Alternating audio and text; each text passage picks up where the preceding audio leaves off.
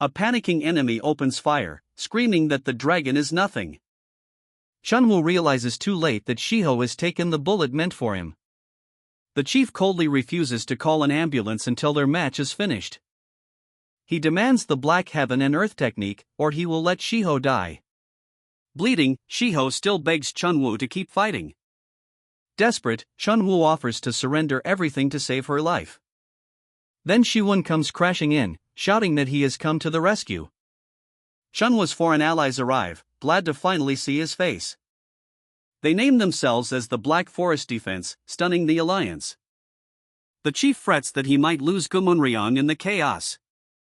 He reveals a secret: he was the elder brother of Chunwoo's late master. He gloats that Shiho's life rests entirely in his hands. In a burst of fury, Chunwoo strikes the chief down at last. Fading, Shiho asks Chunwoo for a kiss she had always wanted. A hidden sniper reports the job done exactly as the elder ordered. The elder reveals his true aim: to forge Gumunryong into a demon king of terror.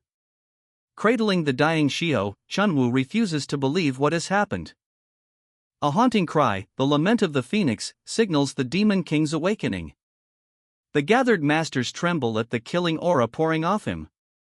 Consumed by rage, Chunwoo vows to kill the chief and everyone present. He tears through the elite fighters who dare to stand in his way. The onlookers recoil, wondering why Chunwoo has taken on such a terrifying form. His allies scramble, baffled by his sudden, savage change. 3 of the Heavenly Way's 5 protectors arrive and block his rampage. They snare him inside a 3-wall trap formation. He shatters the trap from within, something thought impossible. A memory explains the Black Origin Threshold, the technique's peak and its curse. The elder gloats over the coming birth of an all-powerful demon king. Chunwoo's ally admits he loved Shiho too, but had no choice but to hide her death. Sosul commands her clan's retainer to protect Shiwon until she returns. The onlookers marvel that a mere human could wield such monstrous power. Trembling, the chief tries to flee the berserk dragon. Shiwon steps in, unshaken even by the overwhelming wave of terror. He declares he will not back down, that his fighting spirit matches the dragon's own. He recalls his teacher's lesson: courage is refusing to surrender even when you lack strength. Shiwon stands his ground against the raging Gumunryong, refusing to flee. Lost to the Black Origin Threshold, the dragon attacks without recognizing anyone. Hurled back again and again, the boy keeps dragging himself to his feet. The onlookers are stunned that a powerless boy dares to face the Demon King. Shiwon keeps calling out, straining to reach the teacher buried inside the rage. His unwavering belief begins to stir something deep within the dragon. Battered to the edge of collapse, he still refuses to give up on his master. Shiwon refuses to believe this raging form is the teacher he knows. The others insist no voice can reach Chunwoo while he is consumed by rage. Shiwon recalls the cowardly boy he once was, and the teacher who saved him. He declares his unshakable faith in his master. The boy's plea pulls Chunwoo back from the brink of madness. Spent, Shiwon is simply glad his teacher has returned. But the chief seizes the moment to strike at them once more. Kamsung tries to halt the chief, saying the dragon is already drained. The unhinged chief insists on finishing the dragon himself. He grabs Shiwon as a hostage to force the dragon's surrender.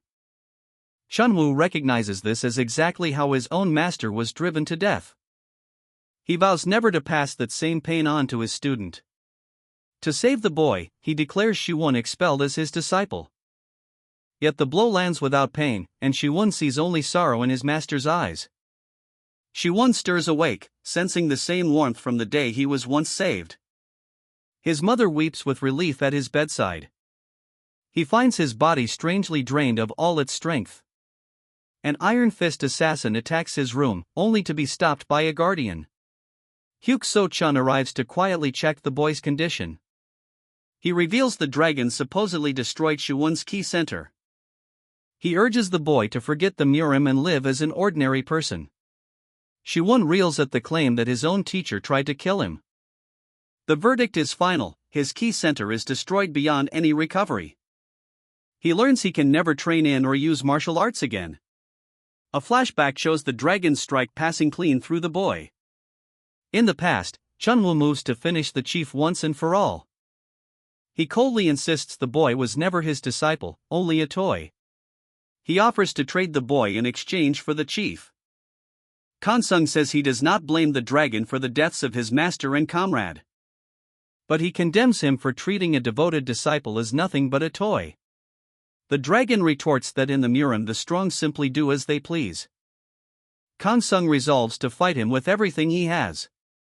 Warned that fuel is running out, the dragon chooses to withdraw. He spares them all, vowing to return one day. Alone in the hospital, Shiwon wonders if his teacher truly abandoned him. Shiwon agonizes over whether he was ever more than a plaything to his teacher. A visitor explains the dragon pushed him out of the Murim to keep him safe. He urges Shiwon to weigh what his master left behind, not what was taken. At first the new phone seems to confirm every tie was cut. But hidden videos reveal his teacher secretly recorded lessons just for him. The dragon left him the black heaven and earth technique, for his disciple alone. Then the Sunwoo retainers arrive to honor Shiwon as their new clan head. And they lead him toward a new world of the Murim that awaits him.